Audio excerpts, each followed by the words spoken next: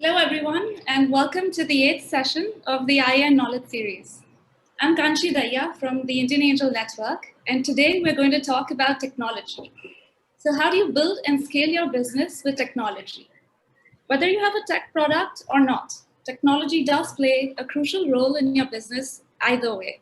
So, today we have with us Rajnish Kapur, Managing Partner of IN Fund, and Avlesh Singh, co founder and CEO of WebEngage. Rajnish has nearly over 30 years of experience in the internet, B2B and B2C product development, technology consulting, and the IT services industry. He has been an entrepreneur, has created and managed organizations with a keen interest in the startup ecosystem. As I mentioned earlier, Rajnish is the managing partner of IAN Fund. Earlier, he has served as president India operations at DMI, and prior to DMI, he was chief innovation officer at Make My Trip, where he held a multifaceted role spanning technology, automation, online product development, and customer service for over 5 years. So I'm going to hand it over to Rajnish to take it from here. But thank you, Rajnish and Avlesh, for joining us today. Thanks, Kanchi, for the generous introduction. Before we start, I do wish to take a moment to say what this session is not about. So today we'll not be talking about SQL, NoSQL, Cassandra or MongoDB, AWS, Azure, or how to increase your socket throughput. What we'll do is we'll stay at a higher level and talk about things that are perhaps more pertinent and important in terms of scaling your business using technology. And with that, I'm delighted to introduce my co-host for today's session, Avlesh Singh, who is the co-founder and CEO of WebEngage, a startup that helps enterprises with their omni-channel marketing strategies and drive engagement with their customers. Avlesh and I met nearly a decade ago when he ambled into Make My Trip office with his nifty solution, which he had whipped up in his proverbial garage. If I recall well, Avlesh, WebEngage was a 3-person power pack team, with Avlesh being the first engineer, CTO, salesperson, HR, and more. That's right. All rolled into one awesome, energetic person. WebEngage today serves customers across the globe, and I'm sure we can all benefit from his learnings and journey here. Welcome to the show, Avlesh. Thank you so much. You're very kind, and I'm really happy to be here. I'm sincerely hoping that folks will have good takeaways at the end of the session. Very delighted. Thanks, Rajnish. I'm sure, Avlesh. So, Avlesh, before we start and get into the main course of the session, it would be great for our audience today if you could give a brief, little bit about your background. I think that will set the context. Sure. Yep. Guys, my name is Avlesh. I'm a co-founder at this Mumbai-based company called WebEngage. As Rajnish mentioned, we have been around for a while, 9 years, more than 9 years now. And my journey before that goes back to this another consumer company called burp.com, spelled as BURRP. I guess most of you are too young to even know the company, but this is before Zomato was born.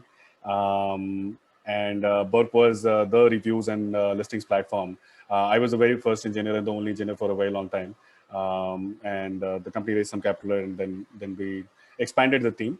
Once that happened, Ankit, who is my other co-founder, he joined the Burp team.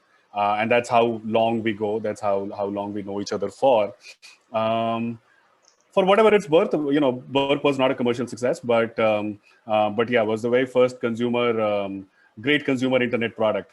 We were in the era of mouthshut.com and indiatimesshopping.com, right? So as you can imagine, was a very different world then. And Burp was a very, very fresh breeze in the consumer internet era then. And most of my learnings that helped me start WebEngage, it all came from Burp. Burp was eventually acquired by Infomedia 18. And I stayed there, Ankit stayed there for about a year. We were trying to build this world-changing Just Dial competition. But as with any other enterprise, a lot of times they're not able to change the world. And Ankit and I got bored to death. We decided to move on. And that's how WebEngage came about. We started with like something else and then pivoted, once more pivoted. And what you see today is two major pivots. The company is about 150 people now. We are headquartered in Mumbai, offices in 5 other geographies. customers in 5 major regions. India is fairly large chunk of our business. Middle East is another very large chunk of business. Europe is third largest. Latin America and Southeast Asia are other markets. We basically operate in these markets. The product is a marketing automation tool, for the lack of a better term. Those who are not familiar with what marketing automation is, you know, if you end up using a lot of these commerce online commerce applications, if you use a Myntra or a Zivame or a First Cry, or you use OTAs like a GoIbibo or Yatra or Make My Trip, a lot of these messages or communications that come to you, either by virtue of you doing something or not doing something, is all centered around this platform called marketing automation. So if GoIbibo tells you that the flight that you were looking for, the Mumbai-Delhi flight that you were looking for yesterday is now 1,000 rupees cheaper, that's marketing automation. And that's essentially what WebEngage does. And those messages, yeah, don't kill me for that, but most of the times they come to you from WebEngage. So yes, that's essentially what the company does. I can tell you the revenue, but I'll have to kill you guys. We are in double-digit $1 million, just to set the context. Last 4 years have been phenomenal. We've been growing, and thankfully not without too much external capital as well. Rajnish and team at IAN, we're very grateful. Right from our angel money led by Rajan, who is now a partner at Sequoia, to all the way to our Series A. IAN has been a partner, and we have been fortunate to have IAN as one of our investors. Very happy to be on the session, and I'll talk about all aspects of tech touching our business. I'll speak from wherever tech has helped us do things better, and where we have faltered, where we could have done better. We ignored tech, at certain point of times, and those are learnings that I'm here to share. Rajnish, over to you. I hope this. Yeah, definitely. Yeah, I mean, just on that burp, I think it was a folklore. It has been a folklore, and it was a legend at this time. So we always keep talking about it. The ones in our generation. So fabulous. So Avlesh, let me just start with my first sort of question to you. What differentiates these startups that scale and others who do not? I sort of struggle within the context of technology. I mean, given your long journey in tech, what is the role of technology in the organization scale up? And this is not necessarily I'm talking about tech scale up, because if there are technologists on the call today, I want to differentiate technology scale up versus organizational scale up. Right. So I think it'll be good to understand from you. Sure. Okay. So I'll elaborate the definition of tech a little bit for the purpose of this session. For most part, tech is not just building product, right? That comes to us intuitively. Tech exists in a company or in a product to make the product work, right? To create the product and then make it work and then scale. What I'm going to do today in this conversation is to expand the scope of understanding tech a little better and deeper, because its product is only a part of what tech does in high growth and hyperscale companies. Tech also is a very solid enabler for everything else you do in the company. And I'll get to that. Yeah, I'll get to that and talk about how we look at it from a WebEngage example. Most startups don't scale, Rajnish, in my experience, because there are two broad buckets. One is there is fault in the product.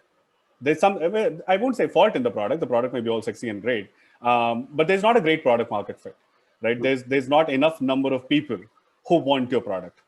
I made that mistake in the past too, and I don't think everybody makes that mistake. I don't think anybody has a great answer to market and how many customers will I potentially have, or how many people I can sell this to, B2B or B2C. The context of working, going after a big market opportunity, it is a homework that has nothing to do with tech or that has nothing to do with anything else. It's a very founder thing. Most of the times we end up going after small opportunities, markets which are not necessarily very large just by sheer nature. There's nothing wrong with the problem that you picked. The problem may be all worth solving for, but turns out that it's not a problem for a lot of people. It's a very small sort of segment. That is one big problem that most founders make very mistake very early in their lives. And why this has nothing to do with tech, but that research is something that I would advise everybody to spend that extra time before starting to write their first line of code. The first thing that tech founders do is, okay, the product is getting ready, you've started coding it already. The Don't do that. excitement. Because that's the best thing, right? That's something that comes very naturally to you. That's a comfort zone. Don't do that. Don't do that, right? The best of the companies, Dunzo was a WhatsApp group before the first $20 million came in, right? There was no product. It just, it's some WhatsApp group, which costs you zero to create, right? There's no tech in creating a WhatsApp group, I'm assuming, right? It's a fairly simple thing. That's how it used to run. Somebody used to listen to the group, delegate tasks, get a runner to go deliver. That's all that they did. The core goal there was how to build satisfaction, how to keep customers so happy that they keep coming back. And when it went beyond that group and they could no longer manage it, they tried everything, right? They converted that into an API. They made like some dumb interface. They did everything before they created an app, before they actually made the Dunzo app. Right? Most of the times we end up confusing this. We think that you have to write code to make the product or to build a company. The answer is no. The actual answer is no. And I mean, I let's not get into the Steve Jobs anecdotes. I know we are not Steve Jobs, right? We are not exceptions to we are just normal people, right? So in the context of normal people and normal businesses, the focus has to be on the market, on the problem, and the depth to which you want to solve the problem for. If you're in a crowd, if the market is very large, it will be crowded too, because the world will not wait for you to come with your solution. People must be doing something, right? If you do your research very well, you'll find that out, and then you'll find out it's a crowded space, right? In fairly large spaces, that's also the problem. The role of the founder there then comes in, how do I build differentiation? Because if you have to go into a crowded market and still win or still take a lion's share, you have to figure out, how do I do this differently? Why am I going to be better? How am I going to be better, right? Tech plays a very, very big role there. A founder that thinks tech does 10x better in those markets, which are large as well as crowded, as compared to smaller and other markets. Smaller and other markets are very sort of easy to build for, but hard to be very successful at also at the same time, right? So the first lesson here before I get to tech is to just do a lot of market research for your own self. Forget your investors. Forget I'm doing this for capital. No. Forget about all of that. You're only doing it for yourself, each one of you, and do it to build conviction.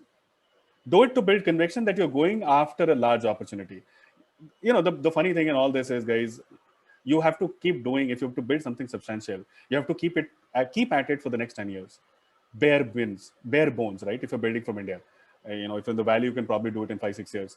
But you have to keep at it for 10 years or more in this country. Naukri was built in like 20 years, right? And Make My Trip, Deep Sir has been around for forever. It takes time. It takes time to build something meaningful. If you're not very curious and passionately excited about what you're doing, and you have understood the in and out of it, it's very hard to keep at it for 10 years. You'll give up. We have seen many stories, co-founders leaving, people leaving, right? Why does it happen? It happens because people give up. And it's natural, it's human. Fatigue kicks in. I've grown old, right, doing this. I was very young when I started this. Now look at me. I can say that. Almost to the grave. But I'm equally excited and passionate as I was 10 years ago. No change. In fact, I'm more. I've just learned a lot more in the last 10 years. It's important for you to build that conviction from day one and sign up for a very long period of time. Very, very long period of time. There's no way to do this otherwise, right? Exceptions, again, I'm sure there are many exceptions, but yes, we are normal people. Don't forget that, right? So now coming back to the question that Rajnish asked, guys, one thing that I think, Ankit and I are both engineers by trade.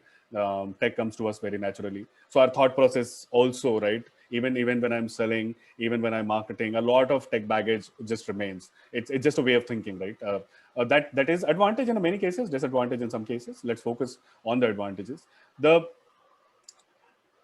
the first thing to do, right, when you're building, while you're building your product and tech plays like, almost 100% of the role in building that product, you have to constantly keep thinking, what else is required for your first set of users or customers, B2C or B2B, to be extremely delighted with what you've offered. I was in another panel yesterday, similar conversation. It's it's very tempting for you to say, I launch a product and I'll get 10,000 users, right? In case of a B2C, right? Or maybe 10 users in case of a B2B. It's very easy to sort of fall for that temptation. If you're a founder who is a hustler by nature, you'll actually make that happen too. But take a step back. Take a step back. It's very important to tie your MVP to your first version with the ideal customer set. Go very narrow. If you were a Swiggy, you know what Swiggy did? Their first version was only Kormangla. And you know why Kormangla? Because they wanted to impress Axel to raise their first round. So every time the Axel guy ordered, it just landed on time. No, I'm not making this up. This is how the world works. You and I are just too ignorant to even accept this. Right? It's important. It's very important to focus. Have a very narrow focus. Do your first audience segment.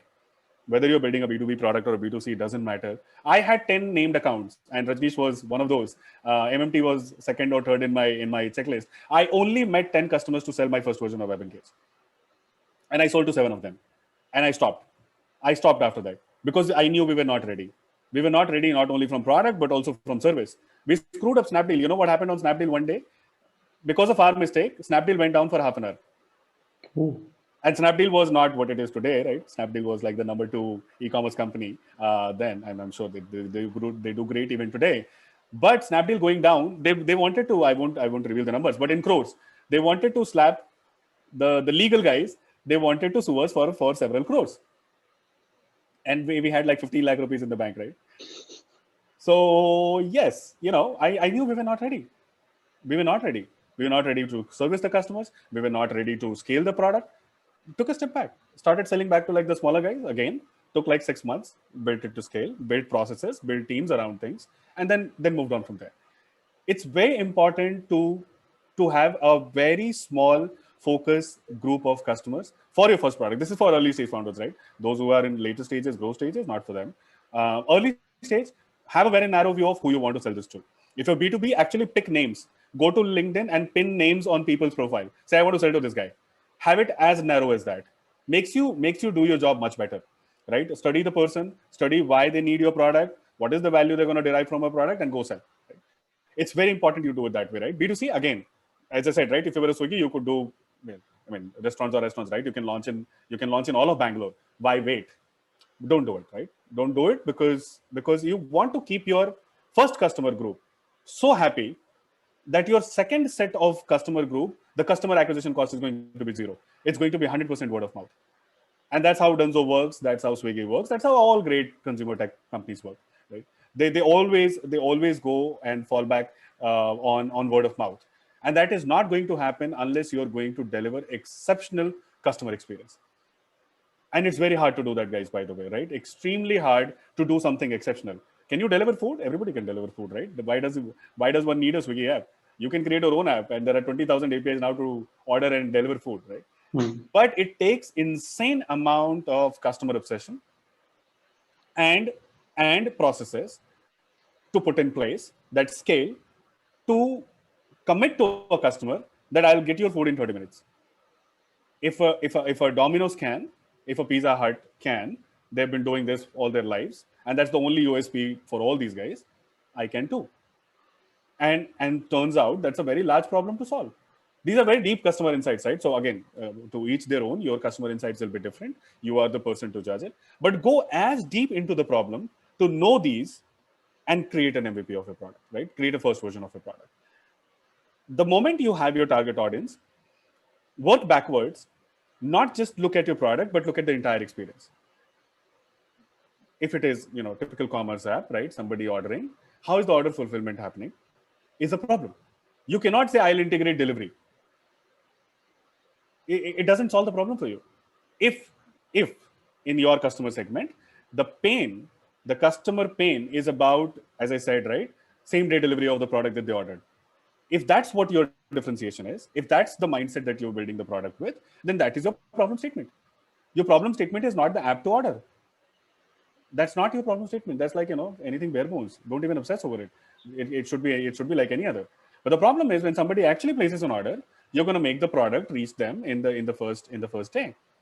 So the only two problems you're solving is catalog, have enough choices for a customer to choose from, great catalog, and single day delivery. Everything else is time passed. It's not worth wasting your time on. Turns out that we actually end up doing that, right? We end up wasting time on everything else. It's important to pick the problem, right? So again, the segue is, I'll pause. The segue here was to help you find what is the right problem to solve. How do you pick the right problem to solve? And throw all the tech behind that problem. Measure every single thing that you care about from day one. All the metrics that you care about. If single day delivery is your goal, and you're not measuring how long does it take for a customer to for a product to reach the customer, and that metric is not set up in your office for everybody to see, in your team for everybody to see, and they feeling bad that instead of 24 hours this number is at 48 hours, then you have a problem. You have to start by doing that. Does it, it will be terrible when you begin with, right? All metrics will look bad when you start. But not knowing the metrics is not a way. You cannot improve what you can't measure. You have to know your metrics, however bad they may be. Now, everything that matters in your business, what matters in mine matters that I need to resolve my customer ticket, any support ticket that comes in. I need to resolve this within 2 hours. It may sound all funny, but it's very hard to do. It's extremely hard to do. And we obsess over it. We obsess over it across all teams. It's not a customer support problem. It's a company problem. Customer support by itself cannot do anything. How will they resolve a ticket? I mean, they're not magicians, right? You have to provide tools to them. You have to provide them enough visibility into data, into problems, into debugging a problem to be able to resolve that. Turns out it's always the limitations in each of these functions. Companies have very mediocre customer support. Remember the last time you made a phone call? Sir, this is not working. Oh, clear your cookies, clear your browser, delete your system, restart. Stupid responses, right? They're not even related to the problem that you have. I still don't call Dell support.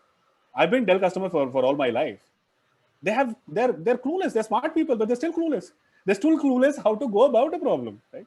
It's tough. Most companies struggle with this all their lives. Your customer support sucks. Everybody does, right? Now, people who can obsess over this and fix it, you've already built delight. You've already built delight in areas which is considered third grade, right? Third world. Who wants to solve customer support? You want to create sexy products. You don't want to solve for customer support. Turns out the moats in business are in those places.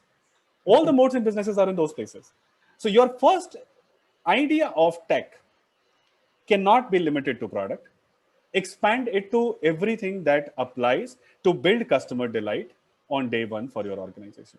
It could be anything, right? Depending on organization, it could be in areas of sales, marketing, customer support, customer service, delivery, as I said, right? So you have to identify what is your moat, why you're building this business, why you think a customer is going to come to you. And then that becomes the anchor, the core metric that everybody in your company has to tag along and obsess over.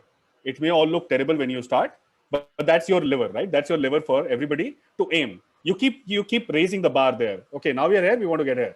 Now we want to get here. You cannot chase something that you don't know the destination for. People have to know. Everybody has to know. Tech has to play that enabling role. Most founders, and including me, right? I'm giving you all this gyan today. 10 years ago, I wish I knew all this. It's important for you to think about this and obsess over this from day one. The culture of mediocrity, it creeps in because people are not metric obsessed and subjectivity obsessed. All problems are subjective, all solutions are subjective, just because people don't know what to talk about. As founders, you miss the boat in giving them this matrix to obsess and talk about. And you can, there's always evolution. You can keep changing, you'll keep evolving, but not having it is never an answer, right? So I'll pause here. Tech has to be an enabler. Metrics has to be there from day one. Tech has to support every other function to create customer obsession. And even before you write your first line of code, please market research a lot. Well, that was wonderful, Avlesh. I think if I may just add, from my Make My Trip experience, I think one of the things when I joined back in 2008 is to start obsessing again. I mean, Make My Trip was always obsessed with customer, but we really launched a company-wide initiative, to orient everybody towards customer. Yep. So in fact, I remember one of the town halls where Deep actually went up to the stage and he resigned. You did? He resigned. So I'll tell you the story. He resigned, and actually he got somebody else from the audience. He was a tall guy that we had literally hired to do the role play. And he said, look, I'm resigning and there's a new person who's taking over. And he walks in, he introduces him as Mr. Customer. Right? So the message in the town hall was, look, customer is the one who's paying our paychecks. He's the one who's actually, where our purpose is to help those customers. Yep. I think with that, we, one of the things that you said, customer service is not that sexy, and people want to build product and, that sort of thing, website and app and everything else. Right. We actually went and listened to calls. We had a call center. We had almost 1,200 people. So we would go to the call centers, camp there for 3-4 days. And the ton of insights we got was just amazing. It was amazing to see how, less empowered our agents were.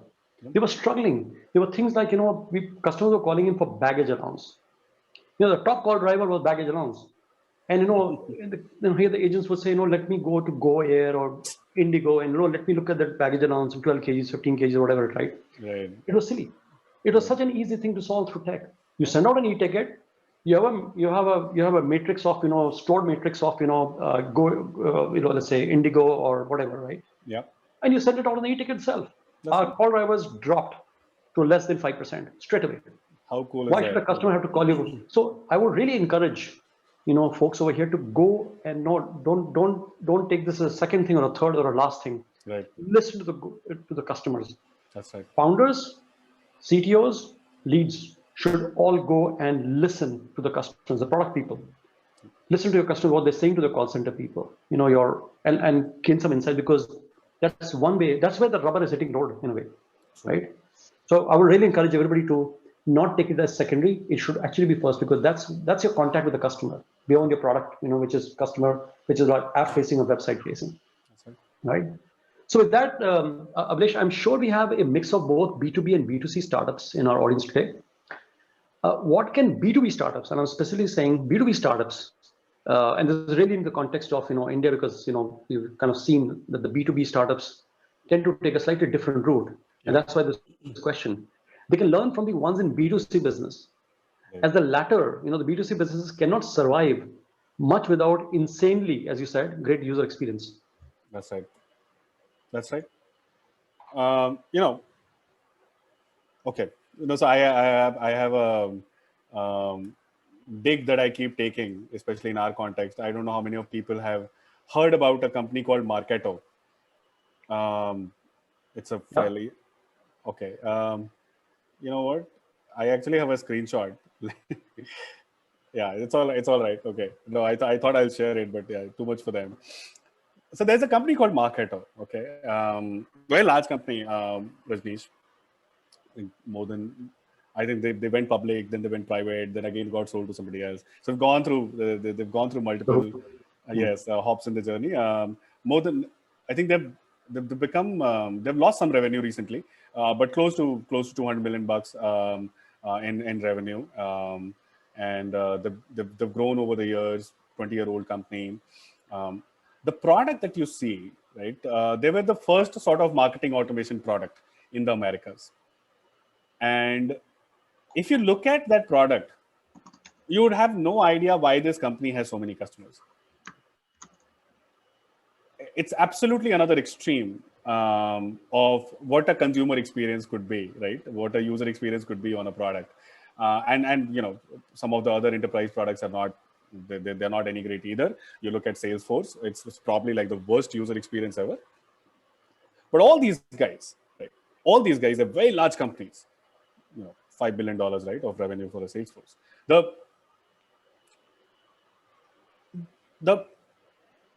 the moat that they have, right, in their case is distribution. It's it's almost unfair that they have those many customers and they have such distribution despite better products being out there. It's absolutely unfair, right? But again, they were doing great things when you and I were probably sleeping. There's a reason why they are where they are. Unfortunately, a lot of B2B founders in India, they continue to be ignorant about user experience. And it used to work, right? A decade ago, I would say it was still fine. I wouldn't have said the same things as I'm saying today a decade ago. But things are different now, Rajnish, very, very different now. And it's B2B products are no longer, people don't expect them to be boring and unsexy anymore. 10 years ago, nobody cared. It's like, give me 5 buttons. If I click, something should happen. As long as it works, I'm fine. That's what the B2B experience was. B2B products have now become consumer grade, and more so, right? You still can get away with it in the enterprise B2B. If you think of fractals and Manthans, this is not a problem that they need to solve, not yet. But the moment you go mid-market and long tail, and you think of companies like WebEngage, think of companies like Freshdesk, or ChargeBee, or any product in that second tier, mid-market or below, you cannot get away with bad user experience anymore. And in the quest to launch MVP and do things very fast, Indian founders, the mistake that I see them making, the first thing that goes out of the MVP checklist is user experience. Sure. It's like, oh, let's get a functional product, right? Like the UX can wait, can come in later. In fact, the UX hiring is also postponed big time. There's no UX hiring only, right? for a long period of time. It's like, what is UX? As far as B2B is concerned.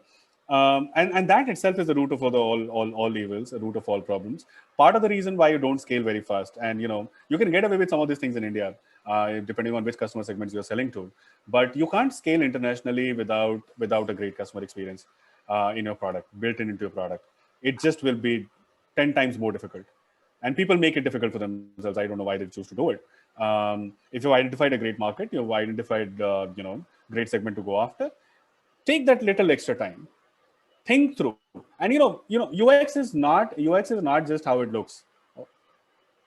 Many a times, if you think through experience, you will actually make the product better, just the overall product better. Things that we build in B2B products, it's funny, and I know we have been culprits at WebEngage as well. We have built things that we just thought we should, without thinking about the overall experience, without thinking about how does it fit into the larger story. It is like one feature, one set of users will find it useful. The larger story of what you're trying to do as a product is not even coherent. It's not even there. We have a 250 page of, I call it Granth in my company. We have a 250 page documentation of product. It's internal. No customer gets it. No customers get to see it. It's only for ourselves. This is how we build product, right? So when something happens, you have to go back to the Granth, and unless it's not, it doesn't fit into how that Granth is laid out, it's you don't do it. So it has these definitions of what is what, right? Every single term that is being used in those 250 pages is all defined in one place, and everything links to one or the other. Everything that you try to do has to fit into this. If it doesn't belong here. Something is wrong. The Granth cannot be wrong. It's our Bible. We have all committed to it. Thought through what it has to be. And it has, of course, the number of pages have gone from 100 to 250 in the last 2 years. And it will, of course, continue to increase. But it is the structured thinking of what we are doing. To me, that is UX. That's where our UX comes from. It is coherent thinking. It's just coherent thinking. Just because randomly I find something very interesting and exciting today, it doesn't find its way into the product. And it may, again, as I said, right, it may be useful. Some customers may find it very nice and might find it very useful. But again, No, it doesn't make sense. It absolutely doesn't make sense as far as the larger story is concerned. Experience is how things work, not how they look. You have to figure out how to keep it very simple, and that is the only goal that you have to work backwards with. We love complexity, right? Engineers have this problem. If it is not complex, it's not worth your time. You This is how we naturally think, right, Rajnish? Yep. You ask an engineer to explain a problem, right? The guy is basically thinking how to explain it in the most complex possible way, not the other way around. We all lack that, right? We all lack that as engineers. It's unfortunate, but that's the nature of the beast. Your job as founders is to just undo it, just reverse it. If you speak very simple language, and if your experience goals are very simple in life, your engineers will learn to speak simple language over a period of time. All of this takes training, time, experience. It comes with time. But if you don't start on that note, everything is going to be complex. Everything in your tech is always going to be complex. All of us know this, right? Companies at scale, they struggle with this, right? You asked a question about scale. Growth stage companies, they don't grow faster, is because there are these tech debts that you have amassed over a period of time, which does not exist. I mean, which exist for no reason. Absolutely for no reason. You know, if at all, if you're a growth stage company, you know, one of these days, if you're the founder and you don't get involved in tech, I would advise you to do one day and go talk to all your engineers, make them stand, make them face each other, and talk to them. Try to find out what are they working on, or not even what are they working on. They'll tell you what you want to hear because you're the founder. Ask them what are their biggest problems that they want to solve, that they actually want to write code and solve for. None of those will be your problems. None of those will be business problems. They will all be artificially created problems over the years that you have built your business. I do this once in 6 months. I take them out with my other co-founder, and I just do this exercise to figure out what the hell is going on. The best of my guys are always solving artificial problems. Always. I have not been able to change this in the last 10 years of my life. I don't know when will I get that nirvana moment. I hope someday I will. But it's just funny how lack of simplicity in their world creates complex problems. They're not designed to think simple. They'll always think complex. If you don't start with user experience, it will be worse. I see a lot of B2B founders struggle with this. I struggle with this. If you don't try to solve it, I lose a lot of my hair just to try to solve this in engineering. And it's not an easy thing to do. It needs a lot of communication. It needs over communication. And it also needs simplifying what your core objectives in company are. Very, very simple terms, very plain English, so that everybody is on the same page. People call it OKRs and a lot of things these days. Feel free. I don't want to navigate there. But have mission statement and goals communicated in English to every single tech person on your team. The rest of the teams are slightly easier to manage because they understand this. They only understand plain English. For them, it's easier to align. Tech, it's very hard to align. They will always have this gap of what you speak and what they hear. If you don't speak simple, it's going to be only terrible from there, right? So anyways, focus on the takeaways from this answer is, please focus on building a very consumer grade B2B product. Building for enterprise or mid-market or India or any other market, that's no longer an excuse. You have to focus on experience, and experience is not how it looks, it is how it works. So a lot of thought, a lot of thinking in how to make things simple from day one for your consumer. And if you're early stage, go back to the previous thing, only focus on 10, 15, 20, a very small set of customers, and build extreme customer delight. Let them love you so much that you feel good about what you've done. And if that happens, you don't worry about growth, it will happen. Don't worry about fundraise, don't worry about growth, everything happens.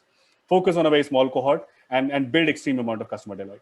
And of course, don't forget that you're going after a large market. That's important. Yes. Yeah, true. Absolutely, Avlesh. I think from my own experience, and I go back, whatever we built out, 10, 15 years ago, I think we create vortices of inefficiency also. Right. Because, we straight away dive into the product of the code, Yeah. okay? And we haven't thought about the screen layouts, for example. I'm just taking a little leaf out of the user experience. Yeah. We haven't thought about navigation. We haven't thought about the style. There's a new science of science. The style design, etc. So as programmers, we'll start to put button here and a button there. So today you'll find a save button on the left side. On the next panel, you'll see a save button on the right side. So there's no consistency. Right. And what will happen is this will really become a huge friction in the user experience. That's right. And what you'll do is you'll go back and figure this out much later in the product. Customer will not love the product, so you'll not scale. Yeah. And even if you manage to sell to somebody or some set of customers, Right. they'll not be delighted with it. Yeah. And then you'll come back to the drawing board. So what you're doing is you're actually doing a rework. Right. So instead of building great, deep features. And that also, Rajnish, that also is like, you fall into feature trap very quickly with that. Exactly. You think the customer is unhappy, because I need 2 more features. If Right. I have this, the guy's going to be happy. That's rarely the case. That's never ever the case. That's never ever the case. But people interpret it in that manner. And that's where things go downhill, right? You fall into this feature trap, you keep building. And then, there's no stopping you, right, from there. Right. I mean, there's a favorite example of mine, which I quote often, which is a company called Greenhouse. Mm-hmm. This is based out of Valley, and this is a new generation of what is called an HRIS system. Right. So, large HRIS systems like Workday and iSIMS have existed for like 2 decades and 3 decades. They're like multi-billion-dollar companies. Right. And this little company out of the Valley comes along, and starts to pull rug under these giants, really. And if you look at this product, you just fall in love with it the first day, the first demo that you see, and you say, like a child, like a child in a candy store, you want to use it. Absolutely. It pulls you. It's just amazingly beautiful. So I would encourage people to go and look at this website of theirs, see if we might be able to catch some screens, etc. But simple screens, easy to understand. You don't require user training, and it is creating a very differentiated experience for the customers, right? That's right. Okay, so with that, I'll slightly do a segue, Avlesh. I'm a great proponent of crawl before you walk and walk before you run. Yeah. Startups can't afford to build everything from initially due to obvious resource constraints. They are small, they don't have all the capital available. Yeah. So the obvious question comes is what is in your mind are some of the things that one must do in technology from day 0 for building a strong foundation, and what kind of trade-offs you suggest one may need to do before the first crawl, or then walk and then run, because many startups struggle today, to scale with each of these crucial phases. That's right. No, it's an important one. It's a very important one to focus on. I think once you've seen some success with the early experiments you've been doing with a small customer segment, that you've been going after, naturally you want to scale. Everybody wants to scale, and I think one of the biggest problems that I see in India and most Indian founders falling in trap for is labor is cheap in this country, right? Especially on the ops side. Engineers are not cheap in this country anymore. I think engineers in India have become more expensive than the Valley.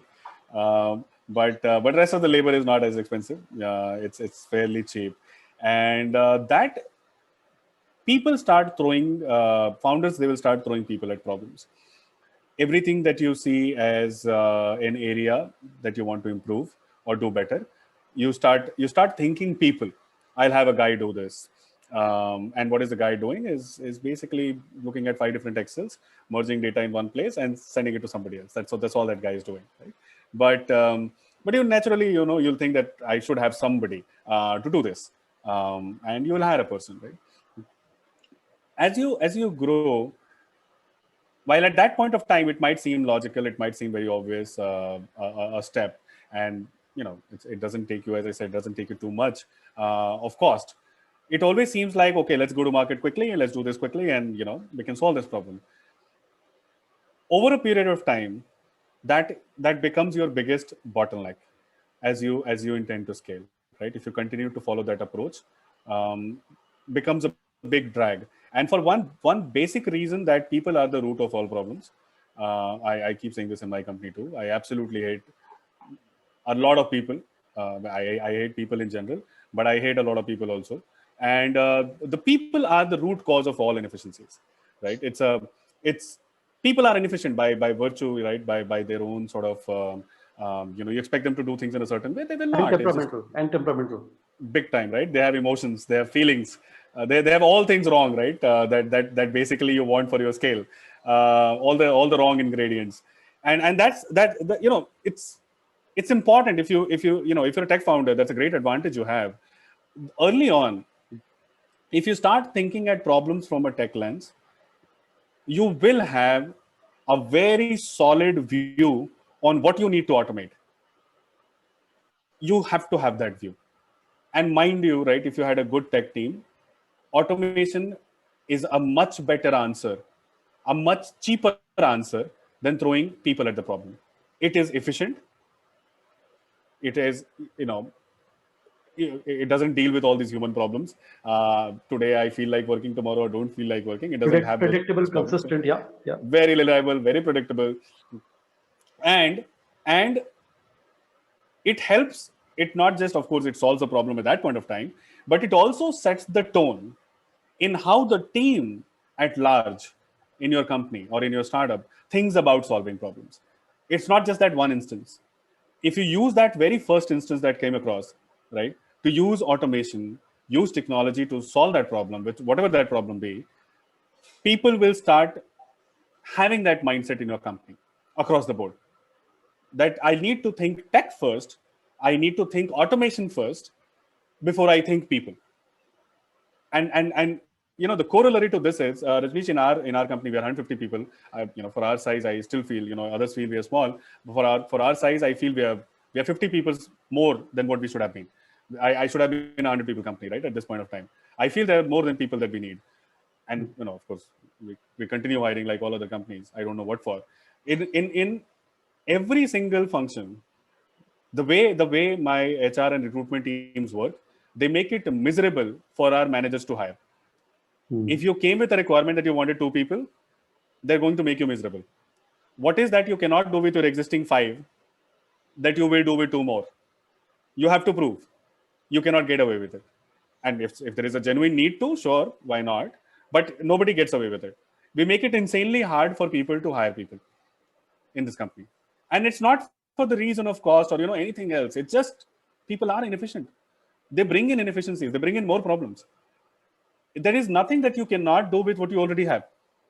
If if you thought that problems could be solved by automation, problems could be solved via tech, everything can be done. Things are not as difficult as they seem on the outer. And as I said, if you're a tech founder, which most of you are, you have that added advantage. You can think that way. You should create a culture of thinking that way in your company. And that, if you start early, that makes a life lot more simpler and easier. The second part to that answer is, please measure. I have talked about this even before. Everything has to be measured. Everything has to be, all the key metrics that you care about for the company. Please be very transparent about that. With your team, you can have different levels of degrees of information that you have to share, but make people understand why they are a part of the mission that you are on. It is important for you to have a very missionary team for the first, until you hit a curve where everything just works on its own. If everything is working on its own, none of this GAN is required any which way. Until you hit that point, you have to be on a mission, which you are, most of you are. Your teams also have to. We keep talking about, the teams have to have a founder mindset. And there are books written on this and enough literature available on this. My favorite one is, there is a white paper. I'll share it with Rajnish and Kanchi so that it gets to the rest of you. It's by Bain. It's a consulting firm. And it talks about founders mindset. I'm not a big fan of reading white papers from consulting firms, but some of the times these guys come up with amazing stuff. And this white paper I'm talking about is insanely amazing. It talks about how you build a founder's mindset in your company.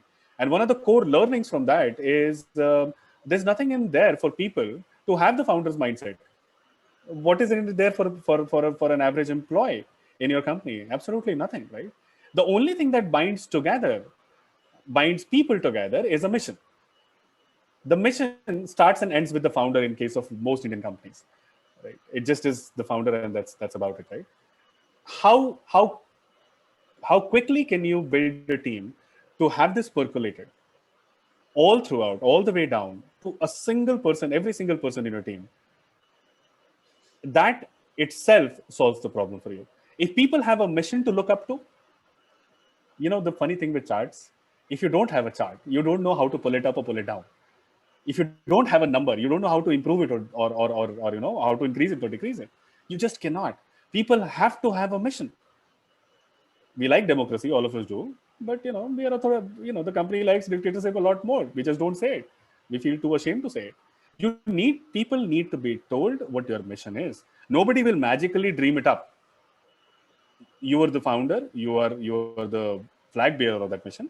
If that mission goes all the way down to every single person in your team, their contribution will automatically start making a difference. And going back to the question, the reason why I said is it ties into that.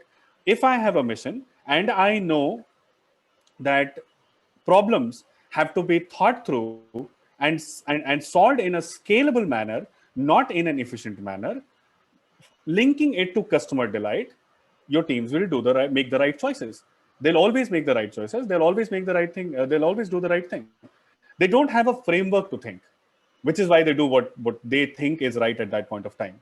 You give them a framework to tie everything in, and the thought process becomes coherent all the way from the founder to the team. And everybody starts thinking like a founder, right? Most will not. Most will not, but you only want 10% of your people to be like you. And if that is the case, you'll be super successful any which way. Right? So that's essentially the submission to that answer, Rajnish. I don't know if I digress enough. But. No, sure, Avlesh. Thanks a lot for that. I think we have some questions coming up, but before we get to those, if there is one area which is very close to my heart, which is the engineering culture. As the great guru Peter Drucker, once said, the culture eats strategy for lunch, breakfast, dinner, everything else, right? True. And then there's again great Tim O'Reilly, who also said that building a great culture is as important as building a great product. Right. Culture is like air we breathe. So if you can just briefly touch a bit about the culture, the engineering culture in particular, yeah, and then we can move on to the questions. Sure. No, it's a topic close to my heart too.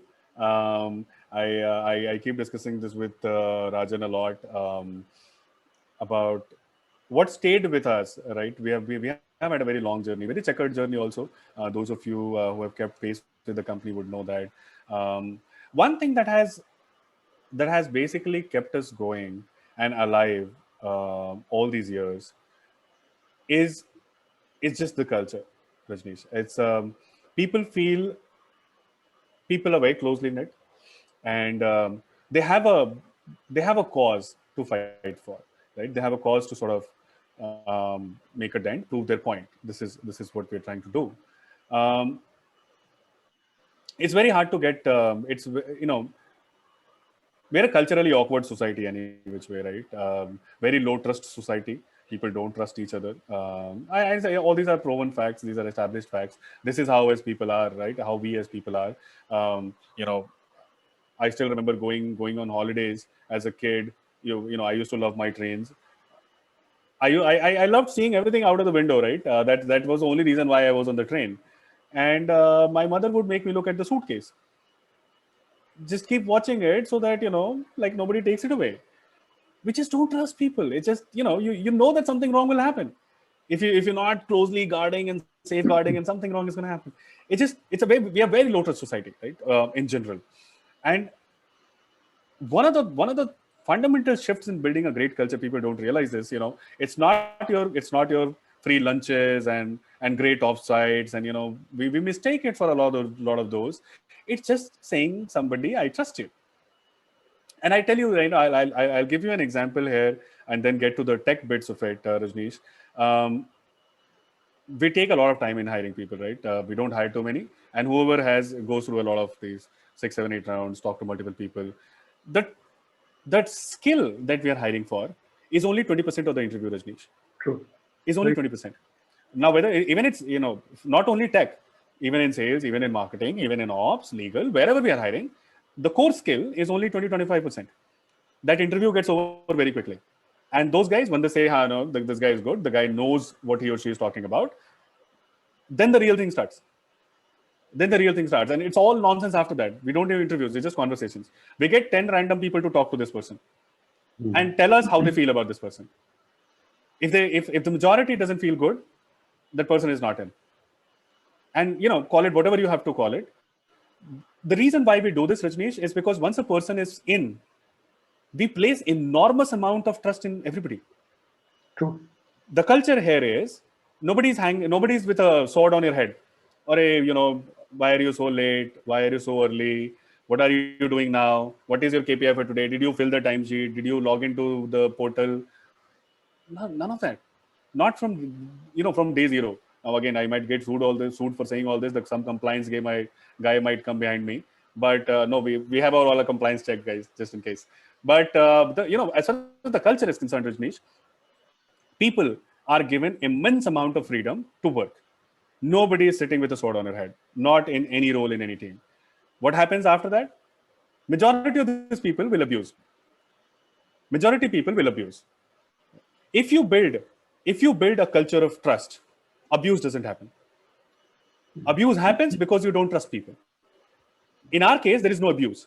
I'll tell you what happens in our case. People waste that opportunity.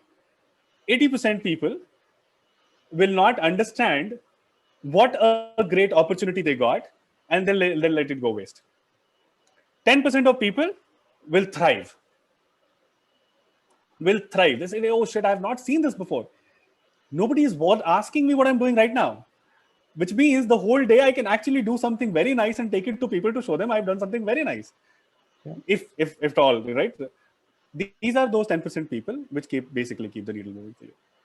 So Avlesh, I completely believe that if the organizations have to, or startups have to scale, trust too has to scale. It's very simple. It's a linear correlation to that, really. Yeah. And that itself, there is so much trust deficit in this country.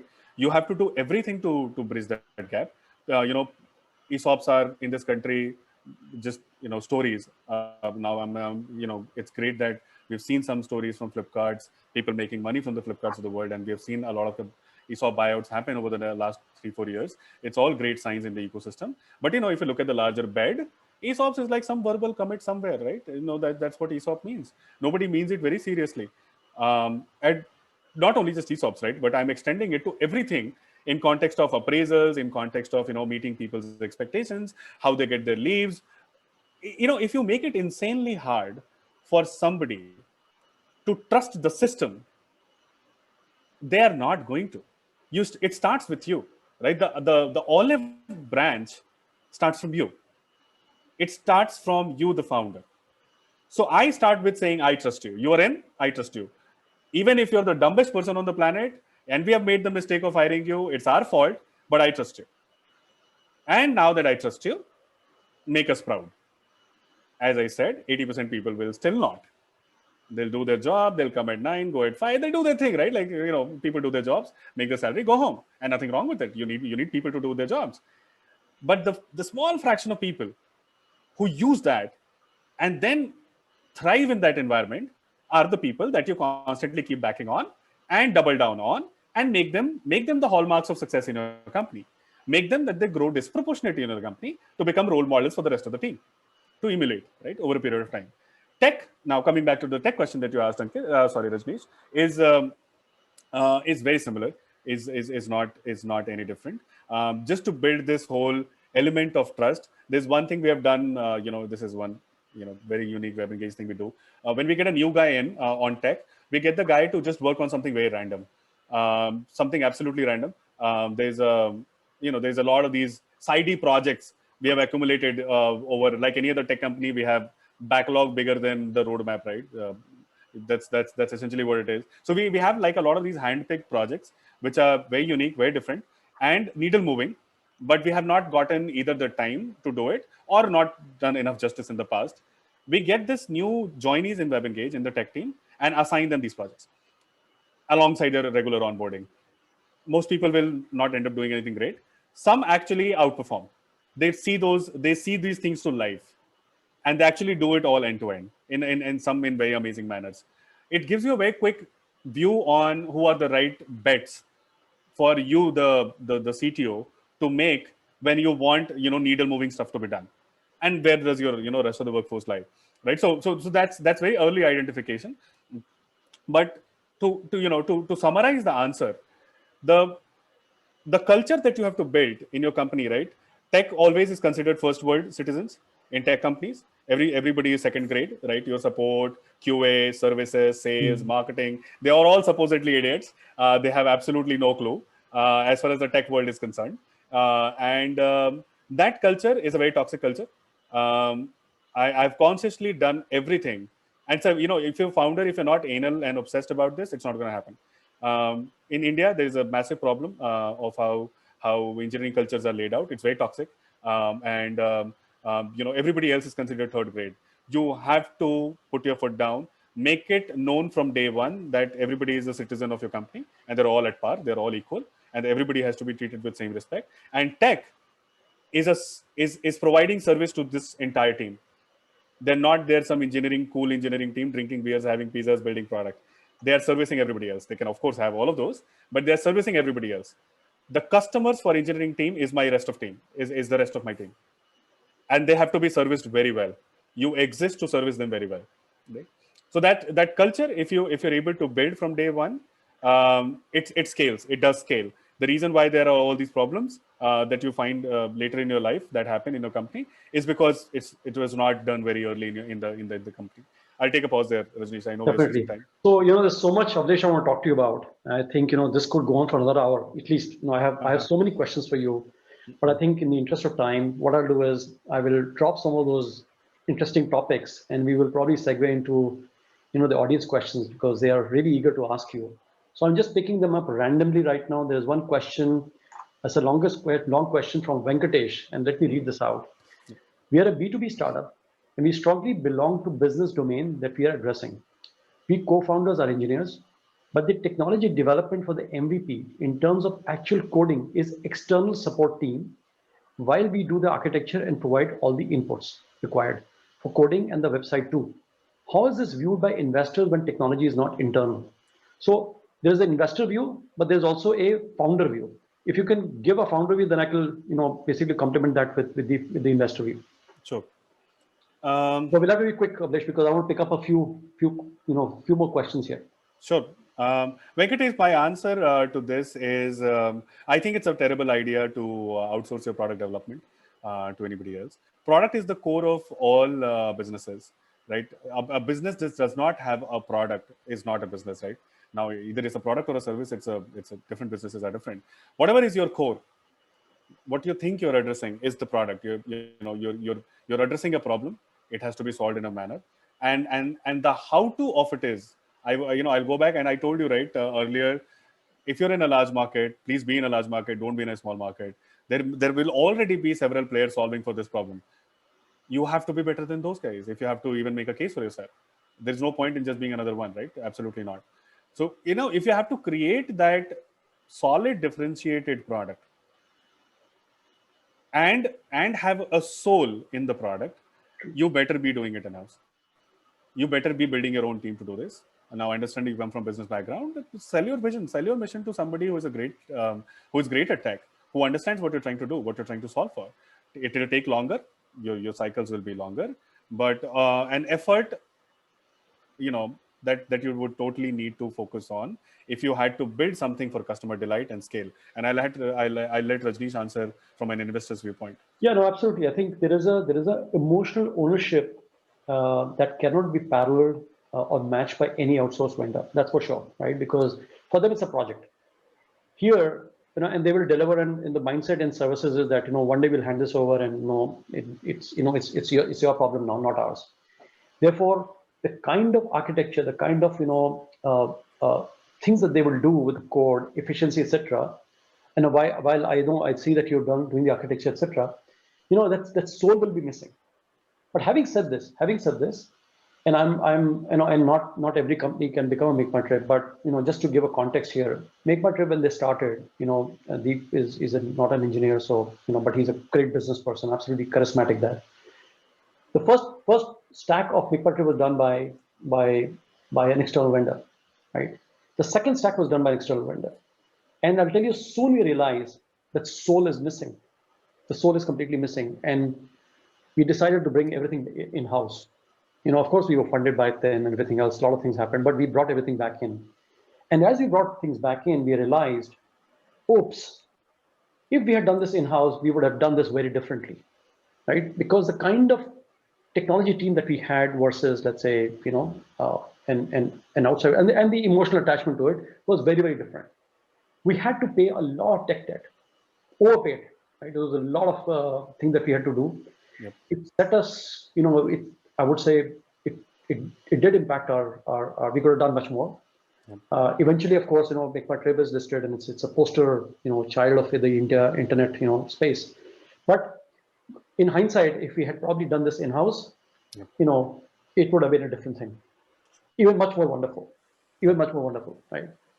So yeah, I mean, but you can always do a bit of a hybrid here. If you have a certain amount of feature to be developed, you can always in-source people. I would probably say in-sourcing extra hands is better because you have much better control on things. So again, secret sauce, your core, your product should be in-house.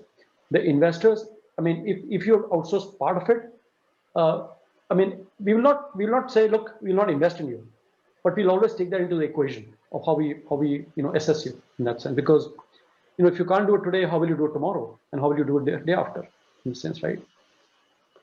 So okay, let me take the other one, which is it's a very people question. How to keep the co-founder motivated if the first round of funding gets delayed with reference to planning the roadmap? In fact, COVID-19 impact, has it translated delay in growth and resulting in a worse dynamic? Slightly different question, but it's not a pure tech question, but. No, sure. Indra, so, I'll give you a different answer to this. See, if you're feeling demotivated early, or your co-founder is, I think it's time to just rethink the whole thing. Funding or no funding shouldn't have anything to do with it. You get disappointed by things that you want to aspire, you really aspired for. You wanted something, and now you don't get it, right? That's when you get disappointed. The idea is to find the right thing to aim for, right? In business, funding is a very terrible metric to aim for. It happens, funding happens for companies that don't need the money, by the way, right? So majority of people who raise capital, they raise it when they don't need it. It's all counterintuitive, but for you to understand and be a part of that journey, it'll take a long time. It'll take you through a journey. My advice here is, please don't make funding your destination. Never talk about it with your team or with your co-founder. Never say that I'm doing this so that I can go and raise capital. Never say that.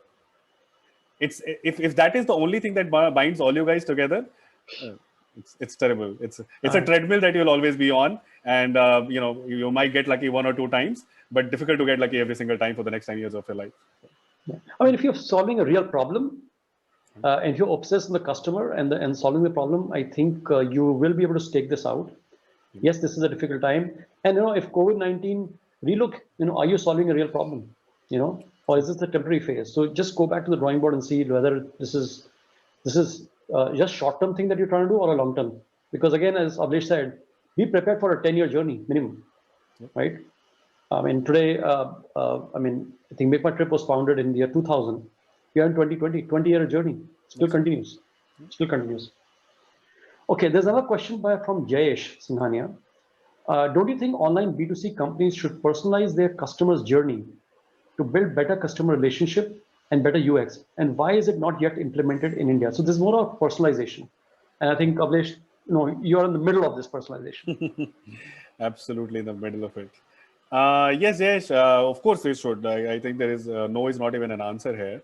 But I'll tell you why companies have woken up late to this. Partly because there was a surplus capital in the last 5-6 years. Well, not in the last 2-3 years, but the 5 years before that, there was too much capital, and which is a good thing, right? You need capital to create markets. But that capital essentially created this behavioral shift in companies to think about customer acquisition as their primary problem. The battle was about who has more users, right? How many more can you get, and who is the number 1 and who is the number 2, and so on and so forth. And I think these are phases. There's nothing right or wrong. But capital sort of fast tracked that cycle. Now, suddenly, unfortunately, as capital dried up, and more money was not that easily available. And of course, India started to hit a cap on how many more users can you potentially acquire. 50 million users is all we're talking about. Those who actually end up spending money online, any amount of significant money online, right? That's the only pool you have.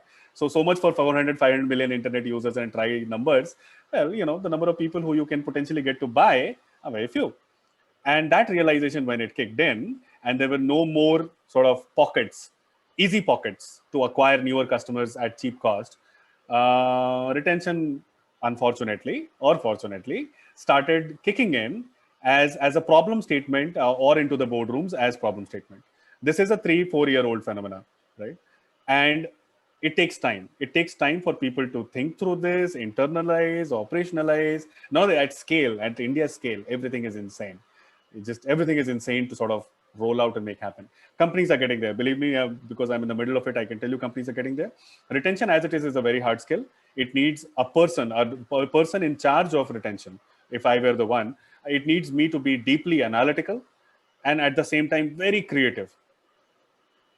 If you think about it, these are very, this rare skill. The combination is very rare, right? So retention as a skill is also very relatively new in India, and people are picking up, people are learning. I think another next 5 years, you will see amazing things. India will be, India is, by the way, on everything mobile tech, on everything customer experience for certain categories, on the scale that India operates. India is way ahead of everybody else, let alone America's, in terms of technology, in terms of experience.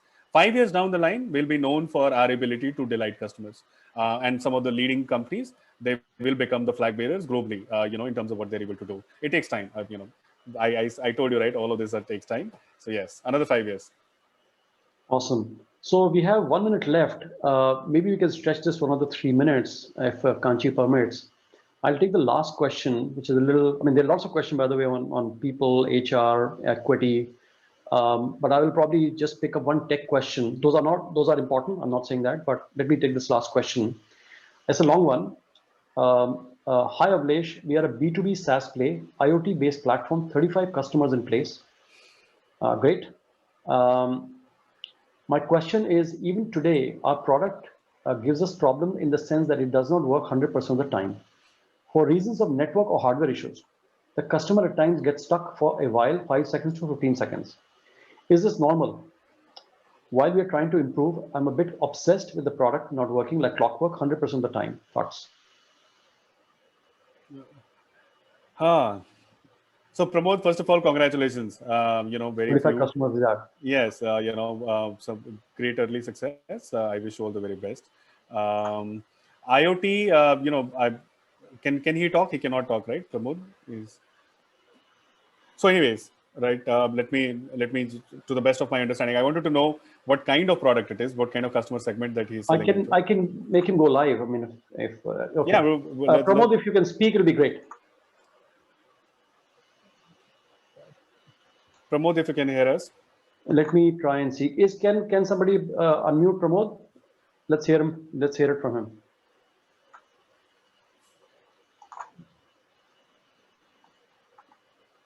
So yeah, until he joins in, I think I generally wanted a better color on the customer segment. Sure. To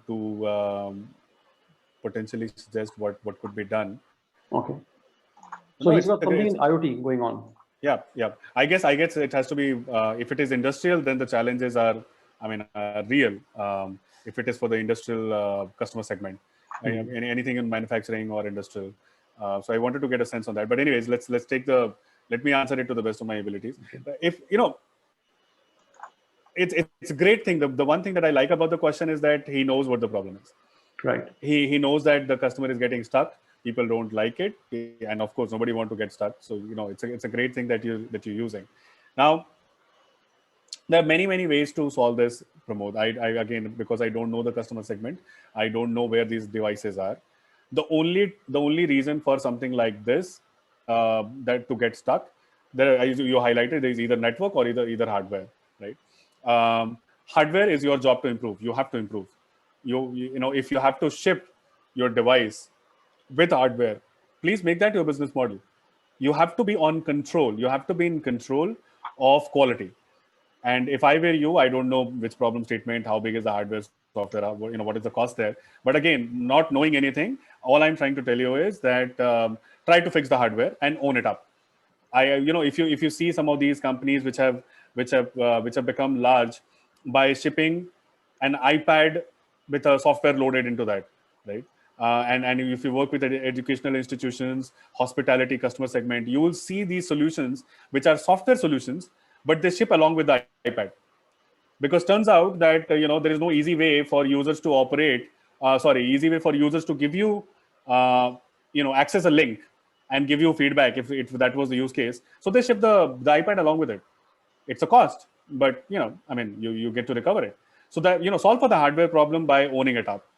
The network problem, well, I don't know how to solve for it, but everybody's phone has internet, right? I would assume that India has solved that story. If the device has internet connectivity problems, if that's the definition of network issue, get your user of the product, incentivize the guy to empower this device with their internet connection, with their phone. Pair the two, pair it with their phone, and incentivize them to do it. Do something to make it happen, make their life simple, make it easy, give them something that allows them to do in the dumbest possible manner. Get them to just get the device to access the internet on their phone, however slow or fast that be, right? You basically rationalize user experience. If the guy's internet is slow, think about this, right? The guy's not going to complain. The guy knows my internet is slow. Now, whether I'm in a remote location because of which it is slow, or my data connection is screwed up, right? Whatever that be. The guy now, the blame is not on you anymore. The incentive now for the guy is to fix their internet so that they could do more with the solution that you have to offer. So yes, you will have to take a step back. I don't know, again, as I said, right? I don't know the setting your devices are running on. I don't know what customer segment it belongs to. But look at the problem as to what are the core motivations of the user they have while using this product, while using your device, and solve for those core motivations. Don't try to solve for the problems in isolation, because I'm guessing you are running out of ideas any which way, right? You probably don't have great internet connection, you don't have great devices there, or the hardware is too expensive. I guess you have run out into those any which way. Now figure out with whatever you have available, how can you link it to the core motivation of the guy? And the answers, they're all over the place. Sometimes they're out there, but we don't see it, right? So anyways, not knowing enough, this is how I could sort of answer that question. Oh, fabulous. Well, I think we have overshot the session by 5 minutes. Like I said, I would love to keep chatting with you, and maybe we'll find another time, another place and session for this. Always. I'm telling you, I had a ton of things to ask you. There were a ton of things like engineering, organization, experimentation. There were so many things I want to talk to you about, but of course, time is always finite, limited. We all have to go back and build our businesses. But there will be another time for this, I guess. So Kanchi, I'm going to hand this over. Thank you so much, Avlesh. It was a pleasure. I mean, you said you've gotten old. I will tell you, you're the same energy as day one. Absolutely same energy. You're the same guy who came into the office, impressed us with your energy, and it was just awesome to see you here. Thank you. And the audience, thank you so much for your participation. I apologize if we were not able to pick up all the questions. It is what it is, right? So apologies again. Kanchi, over to you again. Thanks so much, actually, Rajnish and Avlesh, for such an insightful session. As you all, rightly said, tech is not just the backbone for a product, right? It's for an entire organization and across all functions in an organization. And of course, it requires conscious effort, to measure your metrics from the very beginning, building a strong team culture, and then eventually sustaining it through as the startup scales. So thank you so much once again for such a wonderful session.